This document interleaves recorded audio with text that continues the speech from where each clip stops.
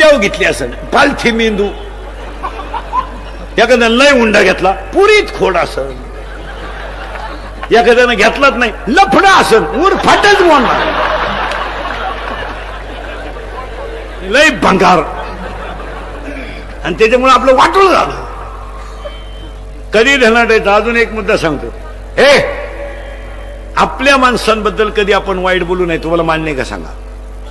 दुसरी गोष्ट, हे युट्यूब वाले सगळे जेवढे मोबाईल वापरणारे तेवढे आपल्या धर्माबद्दल, आपल्या प्रिय राजाबद्दल, आपल्या एखाद्या व्यक्तीबद्दल युट्यूबला जर एखादी क्लिप आली जाग्यावर डिलीट करा, फॉरवर्ड करीत जाऊ नका. फॉरवर्ड करू नये कधी. समजा एखाद्याने लिहिलं, एखाद्याने छापलं तुकाराम महाराज वैकुंठा गेले नाही त्याचा खून झाला, आपण तुकाराम महाराजांना बाप मानणारी माणसं आहेत, क्लिप जागेवर डिलीट करा. आपल्याच अवलदींचे 2-2 हजाराचे ग्रुप आहेत आणि आपल्याच अवलदी पुढे फॉरवर्ड करतात. मी या जातीय दंगली भांडणं होण्याची ही कारण आहेत. आणि ज्यानं टाकलं त्याला लई किंमत देऊ नका, ते येडच आहे. त्याच्यामुळे पुतळे जाळा आणि त्याला चौकात घ्या, काय ते हलकट क्वालिटीचं आहे, सोडून द्या आणि पुढे चला. नको त्याला मार्केट नका देत जाऊ. आपल्याकडे एखाद्याने काही लिहिलं का लगेच त्याचा पुतळा जाळा, टपऱ्या बंद ठेवा, काय ठेवू नका, ते याडच आहे. त्याला काय करत, त्याच्या बायकून त्याला 2 वेळा आणलं, त्याला काय मार्केट द्यायचं, ते भंगार. आणि भंगार माणसांना मार्केट दिल्यामुळे आपली धर्मनिष्ठा कमी होते. काय म्हणते तुमचं, लिहून द्या ना, त्याला लिहू द्या ना. एखाद्याने संभाजी महाराजांबद्दल लिहिलं, लिहू द्या.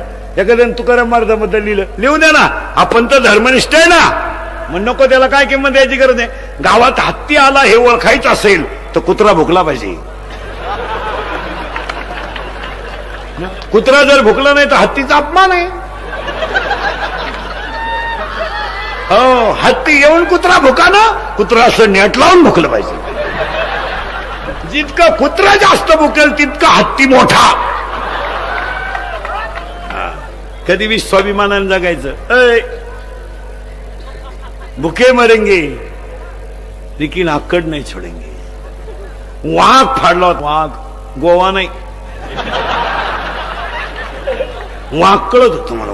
वाघ म्हणजे आपला वाघ नाही, आपला 5च्या पुढे वाघ. 9 वाजता पडला, उत्ताना झाला चित्ता, मागून की चड्डी फाटेल.